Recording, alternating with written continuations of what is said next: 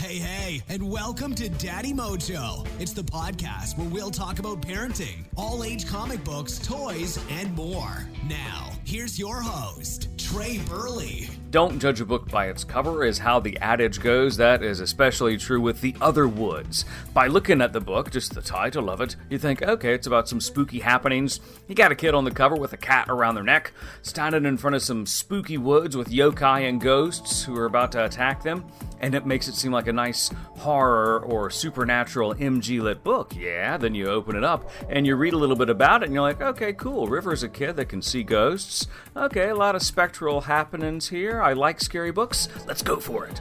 But then, a couple of pages into the book, you realize that River, the kid on the cover, River just came out as non-binary. And that's cool. I have no issues with that. But the non-binariness is the main point of the book. It's the main focus of the book. The first half of the book, this kid mentions their non-binariness at least every other page. His friend that he meets in the second or third chapter is a girl, and she wants to come out as pansexual.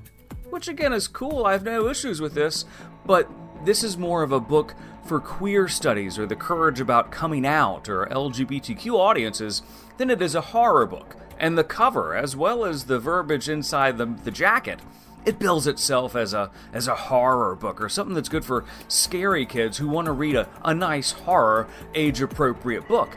And that's the other thing that's wrong with the Otherwoods. It's not even that scary of a book. When they get to the aforementioned forest where the yokai and the ghosts live, all of the ghosts and monsters are just called the monster. I mean, River hooks up with another ghost who maybe is trying to help him, maybe isn't, and he keeps going back. River, I dead named him, sorry. Oh, that's the other thing. The ghosts in the forests aren't as scary as the teacher who dead named River in class. And as a teacher, I just had to laugh at that because I have not done this. I don't have teacher friends who have done this. I've got kids who have suddenly come out as non-binary and you just call them by their new name. It's not my business. But this book is your business if you're going to read it saying, I want a good scary book that's going to be awesome for 5th graders and up, that's going to be a little scary, but we know age appropriate. This is not scary. Basically, it's an MG-lit acceptance book that is wearing the cloak of a horror robe. So it's going to be a good book if you're down with the LGBTQ audience, or you're looking for a book about acceptance.